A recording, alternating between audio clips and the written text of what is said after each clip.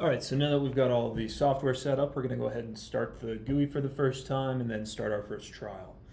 In order to do so, go to your OpenExo folder and then go to the Python GUI folder.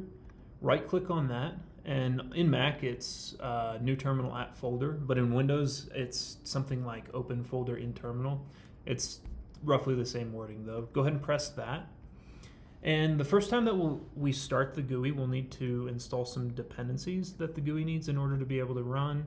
And if you look in here, what we'll need to run is this install dependencies.py file.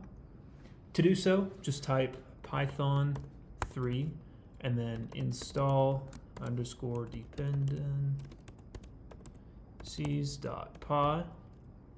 And go ahead and press enter. It'll run that and it'll go through an install script and install the dependencies that the GUI needs. I'm not going to do that since I already have all of the dependencies. So what I'll do instead is move on to the next step. Once your dependencies have installed, you're good to go ahead and start the GUI for the first time, which is what we'll do now. And to do so, just type in python 3 again.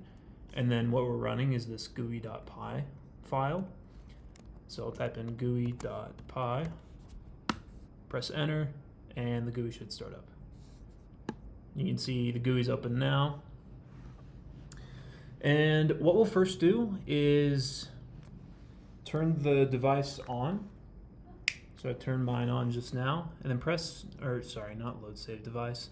I've already connected to this device, and so I can simply press load save device. It'll load my device up, but let that complete. What you'll do for your first time is start scan with your device on. It should pick up the Bluetooth signal of the device. Go ahead and click on that and press save and connect. And you can see we're now connected.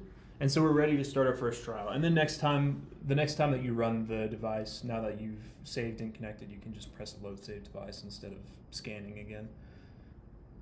And so again, just make sure that the device is connected well. You can see the uprights are fastened to my legs, the belt is fastened, everything's on there tight, electrical connections are good.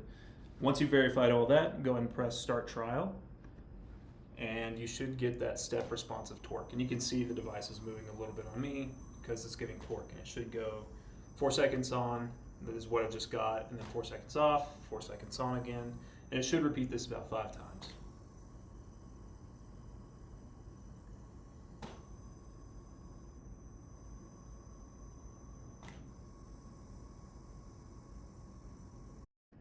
And you'll notice in the GUI that we're getting that step response torque command plotted. You can see the red line is the prescribed torque, the blue line is the filtered torque reading, which we're not going to get anything plotted for because we're not using torque sensors as I mentioned before.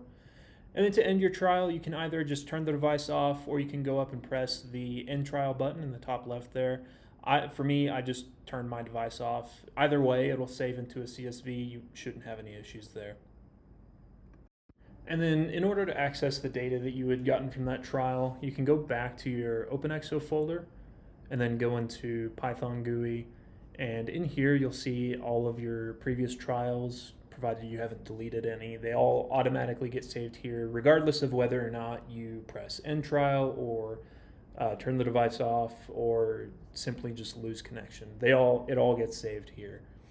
And then you can see that they get date and timestamp. This one's today, June 19th at 12:44.